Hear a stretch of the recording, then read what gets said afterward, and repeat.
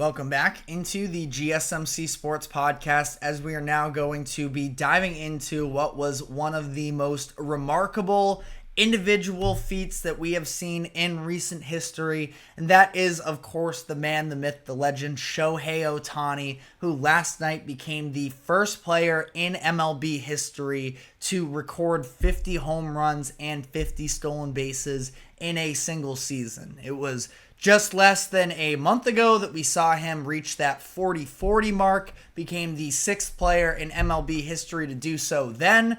And when he did so, it came on a walk-off home run, and it was an excellent moment, but there was a part of me that, was a little bit nervous in terms of the fact that I don't think it was going to be possible for Ohtani to be able to sort of top that moment for when he does inevitably reach 50-50. And he just showed that you cannot put limitations on what this man can do in the diamond. Last night, the Dodgers dismantled the Marlins in a 20-4 ball game, and Ohtani reached the clip with an all-time performance. He went 6 for 6, had 3 home runs, 2 doubles, a single, 10 RBIs, and 2 stolen bases to reach the mark. So now I believe officially he is at 51-51, so he is obviously not done yet. He almost had a cycle in this game as well, where he had, like I mentioned, a couple doubles. He did end up getting thrown out trying to stretch one of those into a triple, so it could have been that much more. But either way, even still, he becomes the first player in MLB history with the 50-50 in a season, but he also was the first player in a single game in MLB history with 3 home runs and 2 stolen bases. So a little bit of a microcosm of just how special this guy is. And I do think that, a little bit of an underrated storyline coming out of this was the approach from Marlins manager Skip Shoemaker, where it was, I guess to some degree there might have been fans out there was saying, well, why would you even pitch to Ohtani in that type of a situation? There was a pretty clear video of him in the Marlins dugout talking to somebody who seemed to have suggested the idea of walking Ohtani. This was coming in the 7th, right before he hit that home run number 50, and the lip reading experts out there caught him in this idea of walking Ohtani, saying, F that, too much respect for this guy for that blank to happen in terms of walking him, which I think is ultimately, something that we as fans should all root for. He talked about it being bad baseball karma to sort of take that away from him. He said out of respect for the game, he wanted to, actually test him and not, again, sort of wimp out of that. The Marlins, obviously, for months now have been very clearly out of the playoff picture. So I thought that was sort of a classy move from Shoemaker and the Marlins to not do so.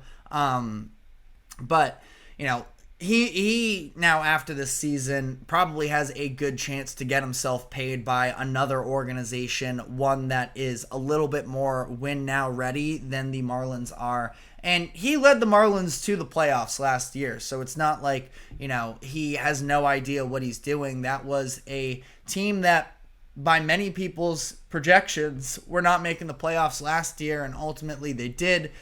Ended up getting swept in the wild card round, but all things considered, I think that Shoemaker has, a good future in front of him in terms of being a manager in the MLB. But of course, as for Ohtani, he is so clearly locked up. The MVP award, of course, will become the first ever designated hitter to win the MVP award. And he is just, like I mentioned, if you ever try and put a ceiling on him, he is just going to burst through it. And this is a regular season for the ages, history in a number of different ways. And I mean, the Dodgers have a chance to make it that much more special moving on here, where obviously year in, year out, they are expected to be one of the best teams in the MLB, and they have a real shot to sort of capitalize on a postseason run. Now, they have at least now clinched a playoff berth. Don't have the division locked up just yet because the Padres who have been on a great tear this second half of the season, are making things interesting as well. But either way, the Dodgers are going to be in the dance, and this time it's just about sort of fully coming through there. One of the bigger concerns with the Dodgers is the idea of, will their pitching staff be able to stay healthy? Now, Ohtani could have something to say in that as well. There are at least rumblings about the idea that he could potentially pitch in the postseason. I'm probably a little bit more skeptical there. Now, desperate times call for desperate measures, and last year we saw the Dodgers pitching staff end up just really falling apart on them due to injuries and suspensions alike. So, the Dodgers would probably like to avoid having to force Ohtani onto the mound, pitching for the first time in about a year. But like I mentioned, desperate times call for desperate measures. And overall here, just with Ohtani, I'm so glad that we get to see him now on a competitive team. As much as, no disrespect to the Angels, because they had chances at least to sort of capitalize on the situation with, I know that Trout obviously dealing with injuries in his own right, but with two of the best players in the MLB, they just weren't ever really able to put together a true contender. And there was only so long, I feel like, that the MLB and, media companies would be able to continue to promote Ohtani. And I think that they've done a great job overall with the PR of marketing him.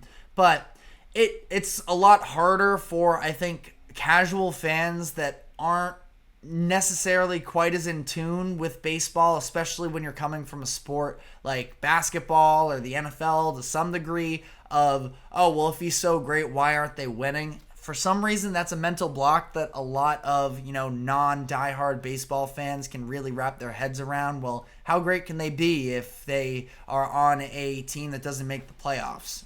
Now, no longer that is an issue, as Ohtani has been able to take center stage. And, when they give him a $700 million contract, you think about, well, how could anybody possibly be worth that much money? And Ohtani is doing just about everything physically possible to show that there are cases where that is not a bad investment. Is it still a ton of money? Yeah, sure. But, the money's got to go somewhere, and it's got to go to some players. And if any player is deserving of it, it has to be Ohtani. And this is a situation where I just feel like Ohtani, I don't know if we're ever going to, at least myself being 23 years old, I don't know if I'm ever going to see another baseball player better than what Ohtani is able to do. The fact that he is already one of the greatest hitters of all time. Of course, getting a 50-50 season is just unheard of.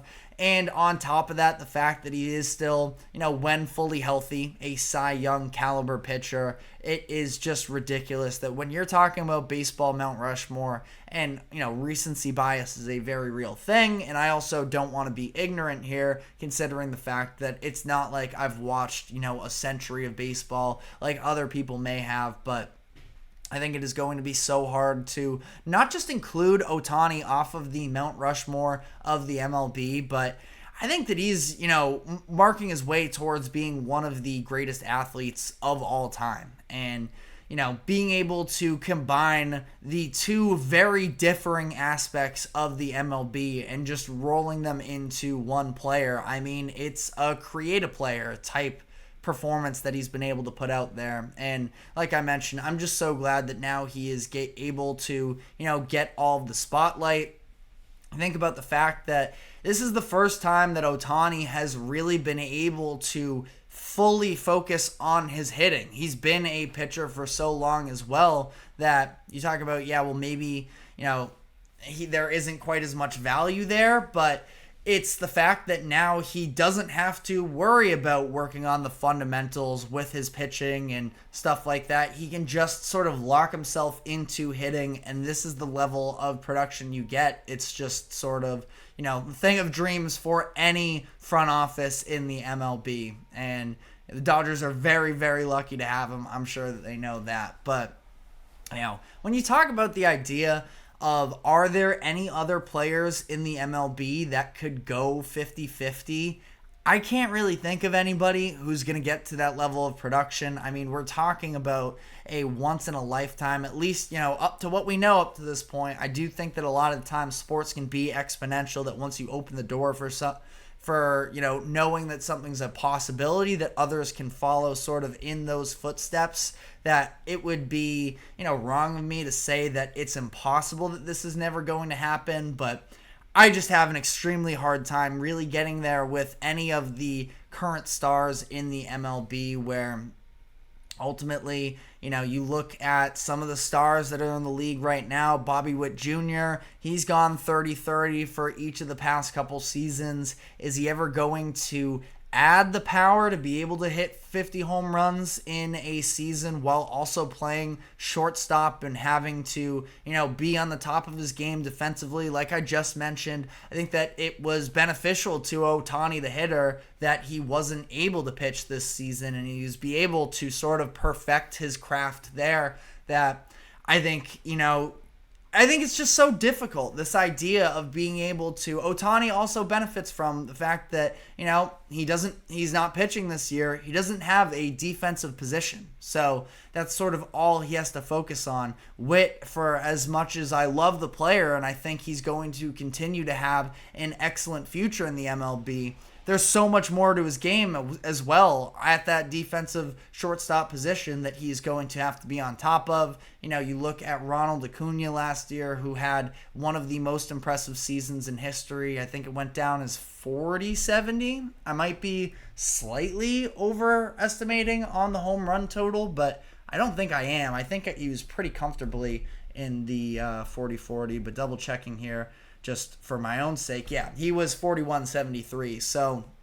I think that, he's in the ballpark there, but at the same time, now that he has dealt with these multiple torn ACLs, I am a little bit skeptical of how much they're going to let him be such a, devastator on the base paths. You look at some of these younger stars as well, where Jackson Chourio, youngest player in NBA or in MLB history to have a 2020 season. It's a long way to go to add, a couple 30 to each of those totals. I just feel like if it happens, it'll be very exciting when it does, but I wouldn't, stay up at night waiting on that moment to take place, because this might be a once-in-a-lifetime thing. But let me know what your thoughts are in the comments section. What an incredible moment for Ohtani and really the entire world of baseball. But we're now going to be heading into our final segment of the day, where we are going to be reacting to the news